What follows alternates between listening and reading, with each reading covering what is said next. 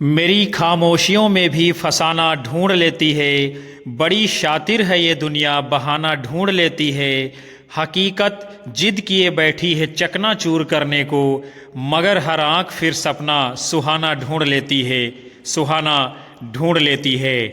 जय हिंद, वंदे मातरम। नमस्कार सभी साथियों को। आप देख रहे हैं अपना प्यारा सा यूट्यूब चैनल दीपक लक्ष्य हब, जो आपको लक्ष्य तक ले जाने का काम करेगा। आप सभी अपनी खामोशियों को तोड़िए और दिखा दीजिए दुनिया को, हम भी जिद पाल कर बैठे हैं, आंखों में सपना संजोए हैं, अपनी जिद से मंजिल को चकनाचूर करेंगे।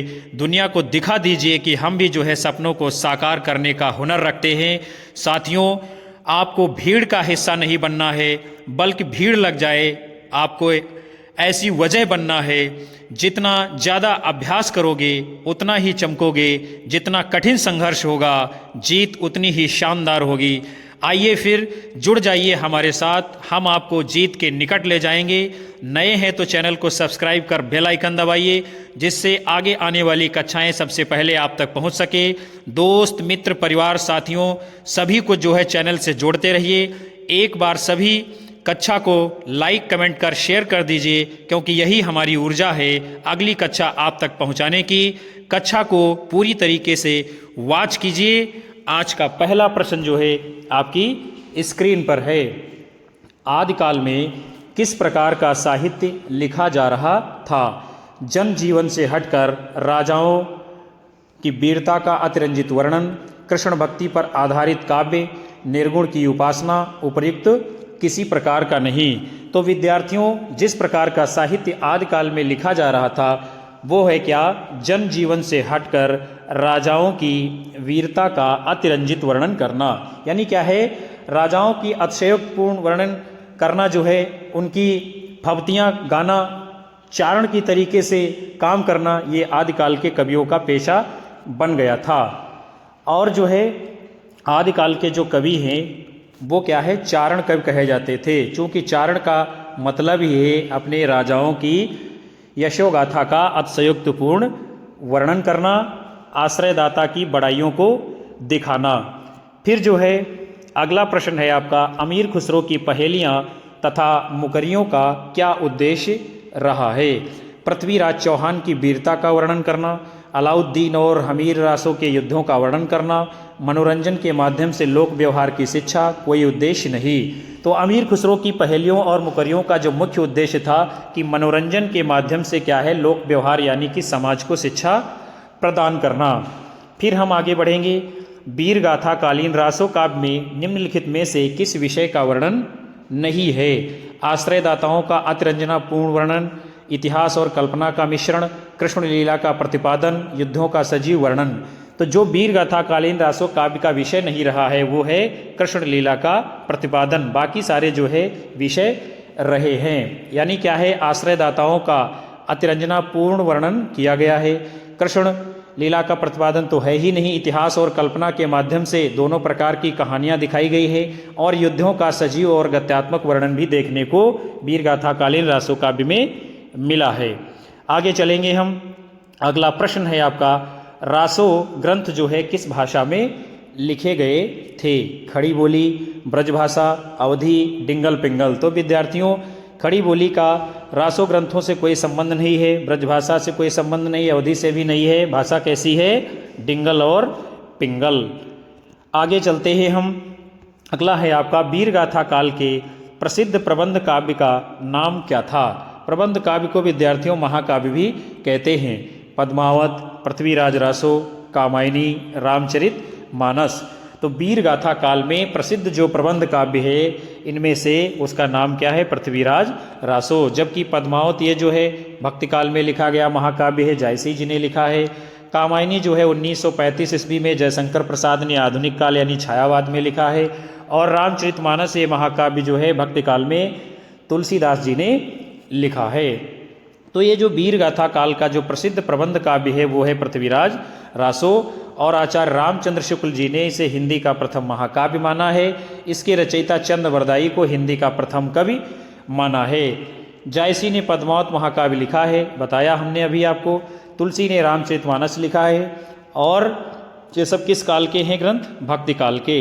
जबकि जयशंकर प्रसाद ने छायावाद में ये कामायनी महाकाव्य लिखा है। और कब लिखा है विद्यार्थियों? 1935 ईस्वी में इसका प्रकाशन हुआ था। फिर आगे हम बढ़ेंगे, विद्यापति के पद जो है किस भाषा में रचित हैं? पहाड़ी, मैथिली, अवधी और पिंगल। तो पद जो है विद्यापति के जिस भाषा में लिखे गए हैं उसका नाम क्या है? मैथिली। और विद्यापति जो है बिहार राज्य के दरभंगा जिले के बिपसी नामक गांव के रहने वाले थे। इनकी जो रचनाएं हैं पदावली, कीर्तिलता, कीर्ति पताका।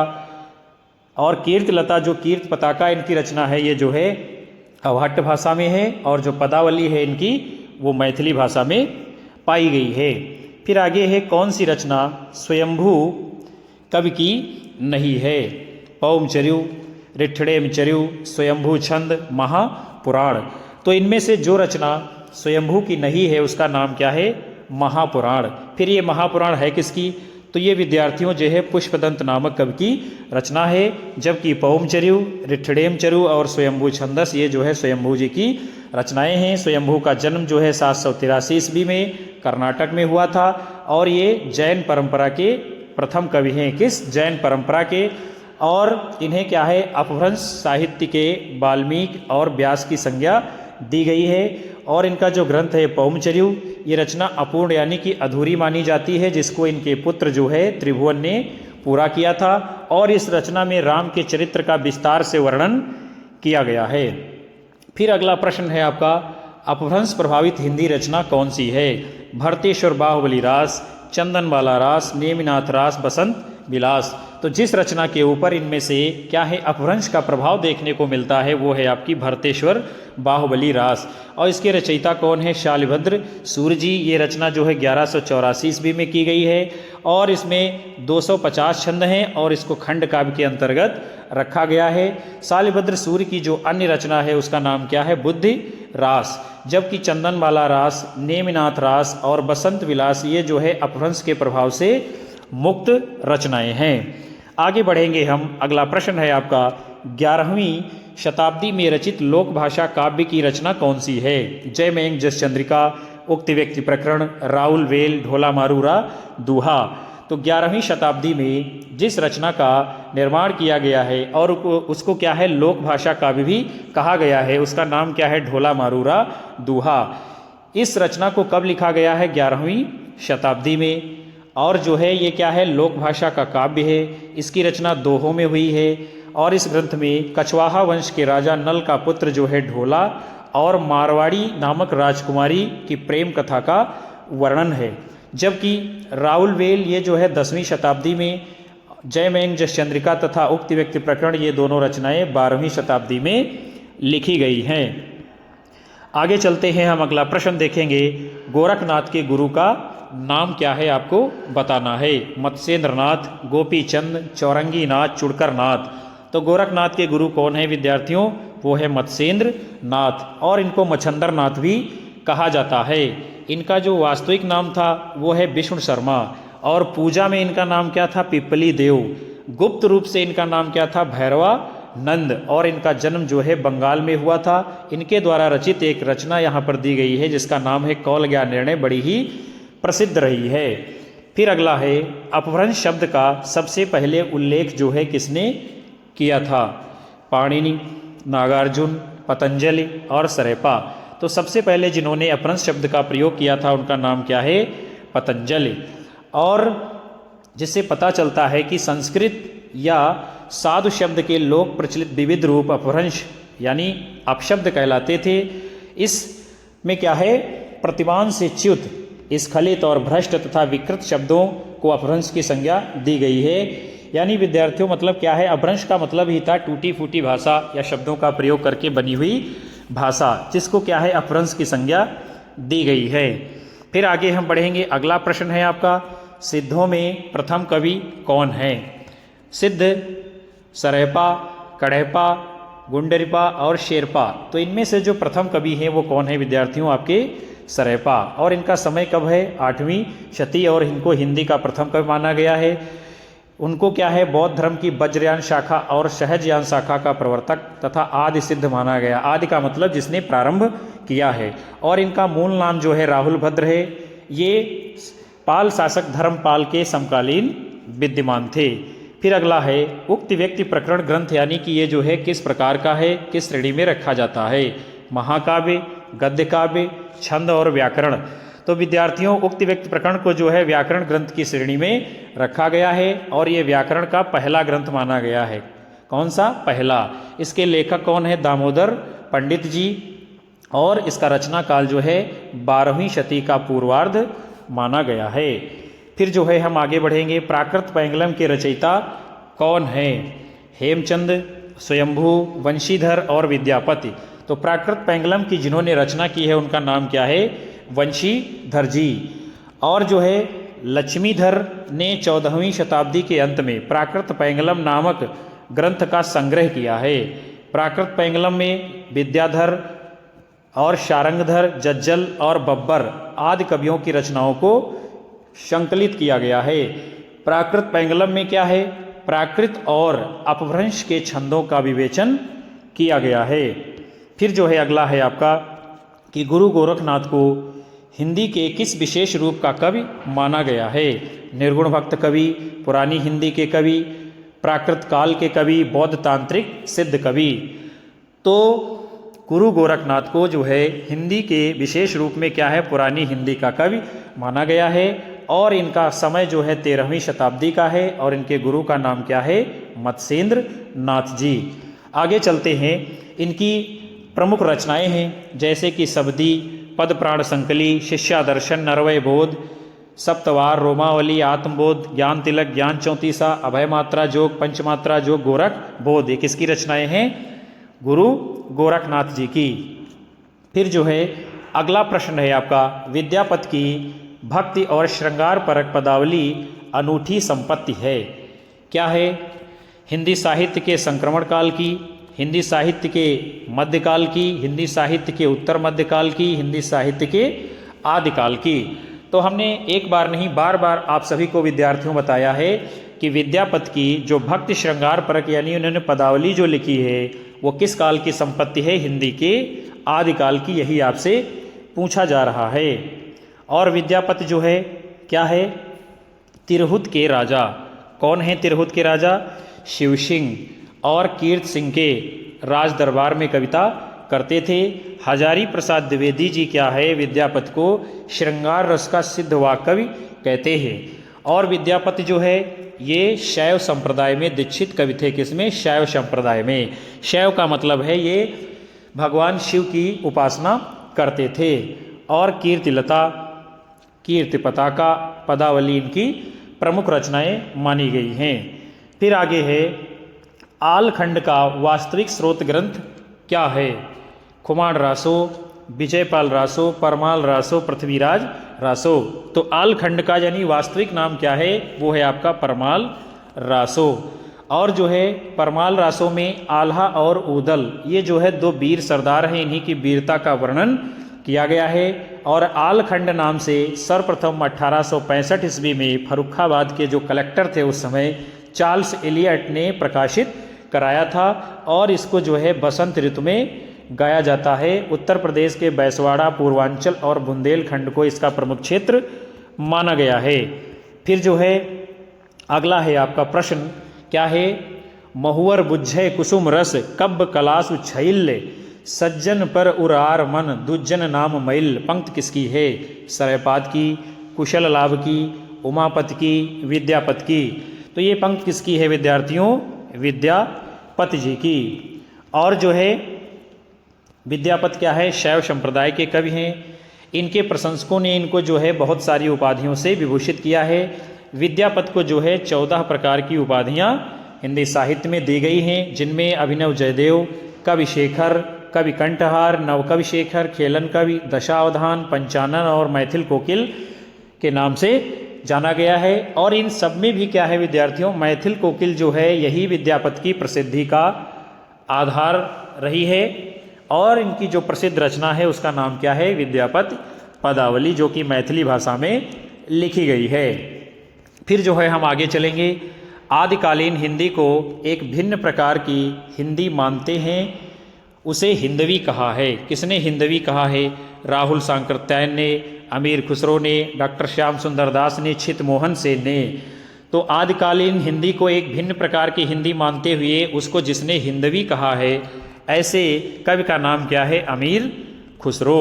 और अमीर खुसरो ये जो है निजामुद्दीन औलिया के शिष्य थे और खड़ी बोली के ये प्रथम कवि यानी कि आदि कवि भी कहे गए हैं। इनके द्वारा जो रचित ग्रंथ हैं खालिक बारी, पहेलियाँ, मुकरियाँ, दो सुखने, गज़ल, हालाते कन्हैया, नजराने हिंदी इत्यादि हैं।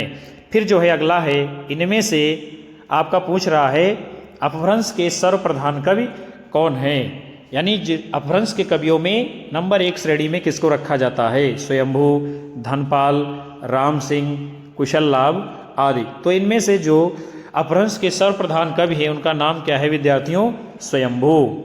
और स्वयंभू को जो है डॉक्टर रामकुमार वर्मा ने हिंदी का प्रथम कवि माना है। और इन्हें अपभ्रंश का क्या कहा जाता है? वाल्मीकि कहा गया है। इनके द्वारा रचित जो है 3 ग्रंथ बताए गए हैं, जो कौन कौन से हैं? पौम चर्यु, रिठड़ेम चर्यु और स्वयंभू छंदस। इन्हीं 3 ग्रंथों के आधार पर जो है इनको ख्याति हिंदी साहित्य में मिली हुई है। फिर जो है अगला है उपदेश रसायन रास के रचनाकार कौन हैं? विकल्प हैं आपके कवि विद्याधर, शारंगधर, धनपाल, जिनीदत्त सूरि। तो किसने लिखा है उपदेश रसायन रास को? उस कवि का नाम है जिनीदत्त सूरि जी। और ये ग्रंथ जो है 12वीं शताब्दी में लिखा गया है और ये ग्रंथ जो है जैन रास परंपरा का प्रथम ग्रंथ माना जाता है। और अपभ्रंश भाषा में, किस भाषा में? अपभ्रंश भाषा में लिखा गया ये प्रथम रास काव्य है, जिसमें क्या है 80 पद्य हैं। कितने? 80 पद्य हैं, जिसको जो है नृत्य गीत रासलीला काव्य की श्रेणी में रखा गया है। फिर जो है हम आगे चलते हैं, नवनाथों में इनमें से कौन सम्मिलित नहीं है? विकल्प है आपके गोरक्षनाथ, नागार्जुन, देवसेन, जड़ भरत। तो जो नवनाथों में नहीं सम्मिलित है उनका नाम क्या है? देवसेन। बाकी गोरक्षनाथ हैं, नागार्जुन हैं, जड़ भरत हैं, इनकी गणना की जाती है।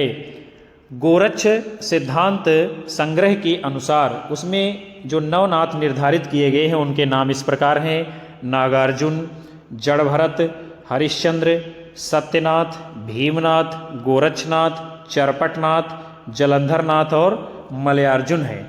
देवसेन की जो रचना है जिसका नाम है श्रावकाचार, इसको जो है डॉक्टर नगेंद्र जी ने हिंदी की प्रथम रचना भी माना है। विद्यार्थियों ये बिंदु भी आपको विशेष रूप से याद रखना है कि डॉक्टर नगेंद्र ने किसे हिंदी की प्रथम रचना माना है? तो वो है श्रावकाचार, जिसमें जो है श्रावक धर्म के बारे में बताया गया है। फिर अगला है जम्बू स्वामी रास के रचयिता कौन हैं? धर्मसूरि, हेमचंद्र सूरि, शालिभद्र सूरि, जिनीदत्त सूरि। तो जम्बू स्वामी रास किसने लिखा है? धर्मसूरि जी ने। जबकि जो है शालिभद्र सूरि ने पंच पांडव चरित रास लिखा है और जिनीदत्त सूरि ने उपदेश रसायन रास नामक काव्य ग्रंथ लिखा है। आगे बढ़ते हैं हम। अगला प्रश्न है आपका, बीसल देव रासों का अंगी रस इनमें से कौन सा है? श्रृंगार, वीर, रौद्र और शांत। तो बीसल देव रासो, ये जो रासो काव्य परंपरा का ग्रंथ है उसका प्रधान रस कौन सा है? श्रृंगार। अंगी का मतलब है प्रधान। और इसके रचयिता कौन है? नरपति नालजी। कौन है? नरपति नालजी। और ये जो है 4 खंडों में विभक्त है ग्रंथ। इसे वीर गीत काव्य भी कहा गया है। आगे चलेंगे हम। अगला प्रश्न है आपका, हिंदी में प्रचलित 12 मासा सबसे पहले किस कृति में मिलता है? नेमिनाथ चर्यु, नेमिनाथ चौपई, पौमचर्यु, संदेश रासक। तो सबसे पहले जहाँ पर 12 मासा हिंदी में मिलता है उसका नाम क्या है रचना का? नेमिनाथ चौपई। और जो है इसकी रचना किसने की थी? विनय चंद सूरि जी ने। जबकि पौमचर्यु की रचना स्वयंभू और संदेश रासक की रचना अब्दुल रहमान जी ने की है। अगला प्रश्न है आपका, श्रावकाचार जो है ये रचना किसकी है? देवसेन, बररुचि, लक्ष्मीधर, श्रीधर। तो किसकी रचना है श्रावकाचार? देवसेन जी की। जिसमें क्या है, अभी हम आपको ऊपर बता रहे थे श्रावक धर्म के बारे में बताया गया है। किसके? श्रावक धर्म के बारे में, जिसमें 250 जो है दोहे लिखे गए हैं। फिर जो है अगला प्रश्न है आपका, गोरखबानी के ग्रंथ के संपादक कौन हैं? गोरखनाथ, पीताम्बर दत्त बड़थवाल, रामचंद्र शुक्ल, राम नरेश त्रिपाठी। तो गोरखबानी का जो है विद्यार्थियों संपादन किसने किया है? उनका नाम है डॉक्टर पीताम्बर दत्त बड़थवाल। इन्होंने जो है गोरखनाथ जी की 14 रचनाओं को प्रामाणिक माना है। आगे बढ़ेंगे हम। अगला है, बहुत ही शानदार प्रश्न है आपके सामने। एक थाल मोती से भरा, सबके सिर पर औंधा धरा, चारों ओर वह थाली फिरे, मोती उसके एक न गिरे। ये पंक्तियाँ किसकी हैं? विद्यापति, खुसरो, कबीर, जायसी। तो किसकी पंक्तियाँ हैं ये अमीर खुसरो की क्या है? पहेली है। और जो है अमीर खुसरो का असली नाम क्या था? अबुल हसन। क्या था? अबुल हसन। और ये जो है निजामुद्दीन औलिया के शिष्य थे। इनके द्वारा जो रचित ग्रंथ हैं प्रमुख, खालिक बारी, पहेलियाँ, मुकरियाँ, दो सुखने, गज़ल इत्यादि। और जो है कुछ अन्य कवियों की पंक्तियाँ यहाँ पर भी दी गई है। सरस बसंत समय भला, पावल दक्षिण पवन बह धीरे। किसकी पंक्ति है? विद्यापति की। और जो है अगली है, तुम जिन जानो गीत है, यह निज ब्रह्म विचार। किसने लिखा है? कबीरदास जी ने। और अगली पंक्ति है, जो मुख देखा ते हंसा, सुना ते आए आंस। किसने लिखा है? ये मलिक मोहम्मद जायसी जी ने। फिर हम आगे बढ़ेंगे। निम्नलिखित में से कौन सी विशेषता लोक साहित्य में नहीं होती है या नहीं पाई जाती है? इसमें शास्त्रीयता होती है, ये मौखिक होता है, ये परंपरा में प्रचलित रहता है, इसमें सहजता और स्वाभाविकता होती है। तो जो नहीं है विशेषता, यानी लोक साहित्य में नहीं पाई जाती है, वो शास्त्रीयता। जब शास्त्रीयता उसके अंदर हम ला के रख देंगे तो वहाँ लोक शैली कहाँ रह जाएगी। और बल्कि जो विशेषता हैं क्या, ये मौखिक भी होता है, यानी मौखिक रहा है, ये परंपरा से प्रचलित रहता है, और इसमें सहजता और स्वाभाविकता भी पाई जाती है। फिर जो है अगला प्रश्न है आपका, स्वयंभूकृत पौमचर्यु की कथा किससे संबद्ध है? कृष्ण कथा, राम कथा, बौद्ध कथा, शक्ति कथा। तो स्वयंभू की जो रचना है पौमचर्यु, उसकी कथा किससे संबंध है? ये इसका संबंध है राम कथा से। पौमचर्यु में जो है 12,000 पद हैं और इसको जो है अपभ्रंश का महाकाव्य कहा जाता है। जैन मत में राम के लिए जो है पदम शब्द का प्रयोग किया गया है। किस शब्द का? पदम शब्द का। इसीलिए जो है स्वयंभू ने रामायण को पदम चरित या पौमचर्यु कहा है। स्वयंभू को अपभ्रंश का व्यास तथा वाल्मीकि कहा जाता है। आगे चलेंगे हम। अगला प्रश्न है आपका, ढोला मारूरा दूहा किस क्षेत्र का लोकप्रिय लोकभाषा काव्य रहा है? महाराष्ट्र, उत्तर प्रदेश, राजस्थान, गुजरात। तो ढोला मारूरा दूहा ये जिस क्षेत्र का लोकप्रिय लोकभाषा काव्य रहा है वो स्थान कौन सा है? राजस्थान। और ये जो है 11वीं शताब्दी में दोहा छंद में रचा गया है। किस लोकभाषा काव्य में? और इसमें राजकुमार कौन है? ढोला। और मारवाड़ी जो है राजकुमारी है। इन्हीं दोनों की जो है प्रेम कथा का वर्णन मिलता है। फिर अगला है, जयदेव के गीत गोविंद का विशेष प्रभाव किस कवि पर माना जाता है? विकल्प है आपके विद्यापति, मीराबाई, सूरदास, छेद स्वामी। तो आचार्य जयदेव की रचना जो है गीत गोविंद का सबसे ज़्यादा प्रभाव जिनके ऊपर माना जाता है वो कौन है? विद्यापति जी। और ये क्या है? ये इसमें 24 प्रबंध हैं और 12 सर्ग हैं तथा 72 श्लोक हैं। सर्वांग सुंदरी नाम से टीका की गई है और जिसमें क्या है? राधा कृष्ण के मिलन, विरह तथा पुनर्मिलन को क्या है? कोमल और लालित्यपूर्ण पदों में रचा है। किसने? जयदेव जी ने। फिर आगे हम चलेंगे। अगला है, आदिकालीन साहित्य में वीर रस की रचनाओं में किस शैली का प्रयोग किया गया है? डिंगल, पिंगल, कवित्त, शवैया, दोहा, चौपाई। तो आदिकाल के साहित्य में वीर रस की रचनाओं में जिस शैली का प्रयोग किया गया है उसका नाम क्या है? डिंगल शैली। और राजस्थानी एवं ब्रज भाषा के मेल से जो है पिंगल शैली बनती है। और इस शैली में क्या है? प्राय मधुर भाव यानी कोमल कांत जहाँ भावों की अभिव्यक्ति होती है वहाँ पर पिंगल का प्रयोग होता है, और जहाँ पर युद्ध जैसी घटनाओं का वर्णन होता है वहाँ पर डिंगल शैली का प्रयोग किया जाता है या किया गया है।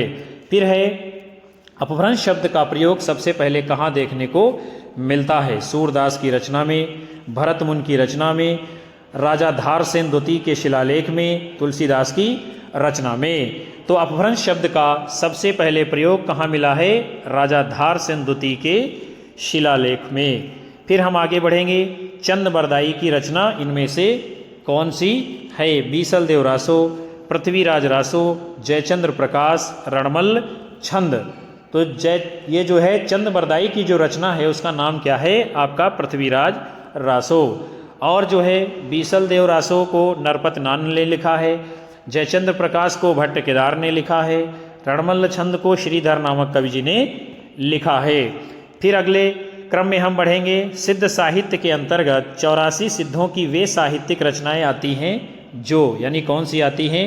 प्राकृत में लिखी गई हैं, पैशाची अपभ्रंश में लिखी गई हैं, पूर्ववर्ती अपभ्रंश में लिखी गई हैं, तत्कालीन लोक भाषा हिंदी में रची गई है। तो विद्यार्थियों, सिद्ध साहित्य के अंतर्गत 84 सिद्धों में वही साहित्यिक रचनाएं आती हैं जो तत्कालीन लोक भाषा में हिंदी में लिखी गई हैं।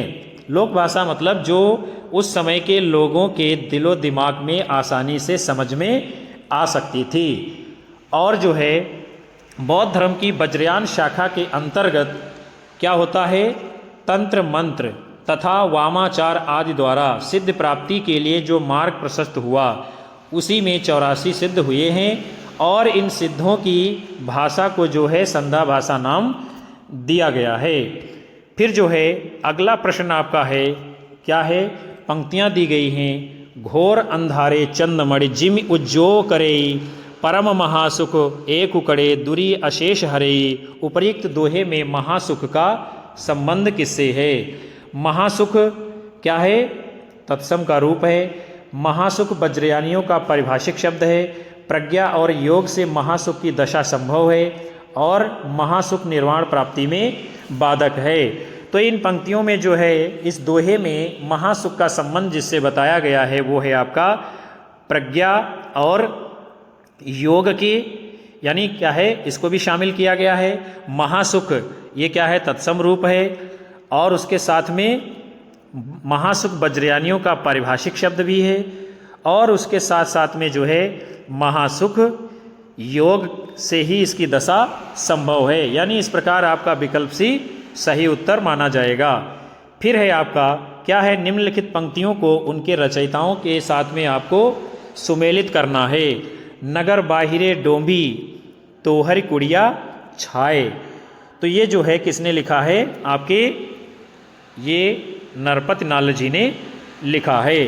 फिर अगला है का तरवर पंच बिड़ाल। इसको जो है किसने लिखा हुआ है? तो वो हैं आपके कौन? का तरवर पंच बिड़ाल, तो वो हैं आपके कड़ैपा नामक कवि। फिर है कड़ुआ बोलना बोलिस नारी। तो ये इसके कौन हैं? आपके ये जो है आपके हैं कड़ैपा, इसके हैं आपके लुइपा। फिर है मोरा जोबना नवेलरा भयो है गुलाल। ये पंक्ति किसकी है? अमीर खुसरो की। इस प्रकार जो है आपका विकल्प सी जो है सही उत्तर माना जाएगा। फिर अगला है पृथ्वीराज रासो किस काल की है रचना, और रचना जो है किसने की है? विकल्प है आपके आधुनिक काल चंदबरदाई, आदिकाल जगनिक, भक्तिकाल नरपत, रीतकाल अमीर खुसरो। यानी इसमें आपसे ये पूछ रहा है कि पृथ्वीराज रासो किस काल की रचना है और उसके रचनाकार कौन है।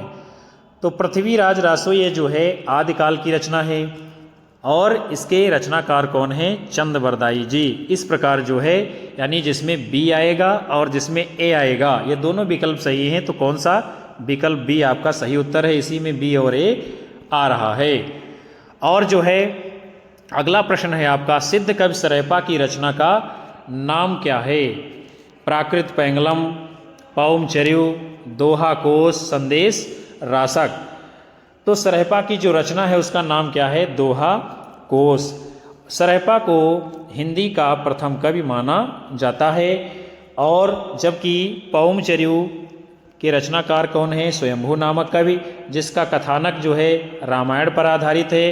प्राकृत पैंगलम के रचनाकार कौन है? लक्ष्मीधर।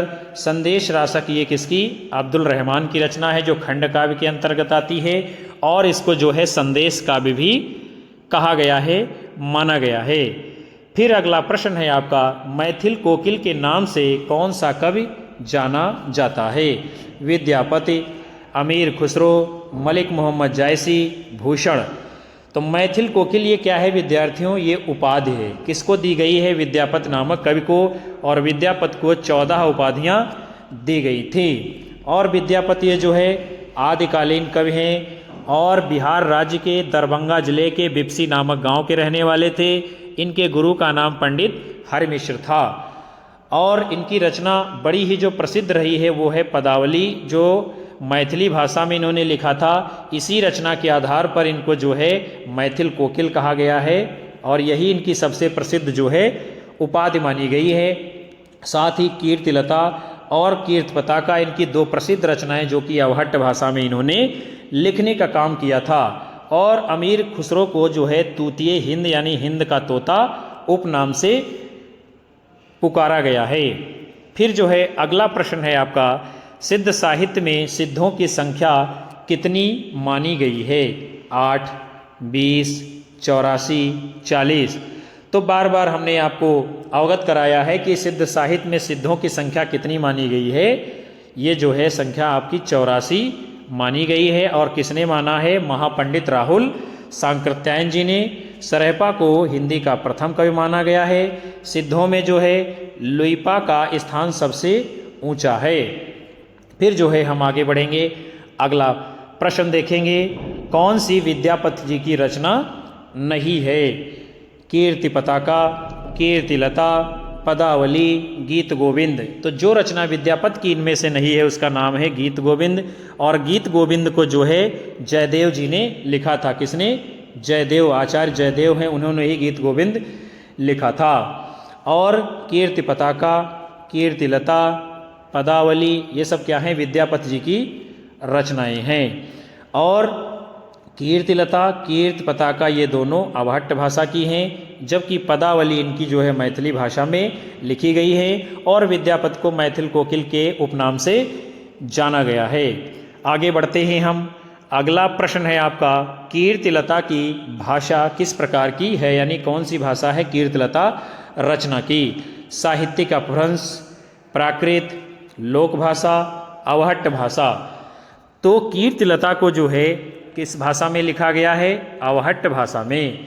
और ये रचना किसकी है? ये विद्यापति जी की है। कीर्तिलता जो है इस रचना में क्या है? राजा कीर्त सिंह के यशोगान का वर्णन, उनकी उदारता का चित्रण किया गया है। और ये प्रशस्ति परक ग्रंथ है। प्रशस्ति मतलब उनका अतिशयोक्तिपूर्ण जो है चित्रण किया गया है, जिसमें अवहट्ट का सर्वाधिक प्रयोग हुआ है। और अवहट्ट क्या है विद्यार्थियों? ये भाषा है। कीर्ति पताका जो है इनकी अप्रकाशित रचना है। और कीर्ति पताका में महाराज शिवसिंह का यशोगान चित्रित किया गया है, वर्णित किया गया है। फिर अगला प्रश्न है आपका, क्या है कि आदिकाल और भक्तिकाल के बीच एक स्वर्णिम कड़ी किसे कहा गया है? यानी किस कवि को जो है आदिकाल और भक्तिकाल के बीच की कड़ी का कवि माना जाता है? बहुत ही महत्वपूर्ण प्रश्न ये विद्यार्थियों आपके लिए है। जयदेव, विद्यापति, जायसी, जगनिक। तो इनमें से जो विद्यापति जी हैं इनको क्या है? आदिकाल और भक्तिकाल के बीच की एक स्वर्णिम कड़ी का जो है कवि माना जाता है। कीर्ति पताका, कीर्तिलता और पदावली ये क्या हैं? इनकी सबसे प्रसिद्ध रचनाएं हैं। और विद्यापति ने कुल जो है 16 रचनाएं लिखी थी और इनको 14 उपाधियां दी गई थी। विद्यापति को मैथिली में रचना करने के कारण ही क्या है? इनको मैथिल कोकिल हिंदी की इनकी सबसे प्रसिद्ध जो है उपाधि मानी गई है। तो जो है प्रिय विद्यार्थियों, आप सभी ने आज की कक्षा के अंतर्गत बहुत ही महत्वपूर्ण हिंदी साहित्य के इतिहास के अंतर्गत आदिकाल के प्रश्नों की श्रृंखला को देखा। मैं ये उम्मीद करता हूँ कि आपको सत्र जरूर पसंद आएगा और आपकी आने वाली परीक्षाओं में भरपूर सहयोग करेगा। आपसे निवेदन है कक्षा को शेयर करें, लाइक करें, कमेंट करें और कल हम आपको अगली कक्षा में भक्ति काल से संबंधित प्रश्नों की श्रृंखला की शुरुआत करने वाले हैं, जो कि भक्ति काल बहुत ही शानदार तरीके से आपके सम्मुख रखा जाएगा। एक प्यारा सा कमेंट छोड़ें, लाइक करें, अपने दोस्तों में शेयर करें। मिलेंगे हम आप सभी को अगली कक्षा में। तब तक आप सभी को नमस्कार, बाय बाय, जय हिंद, वंदे मातरम।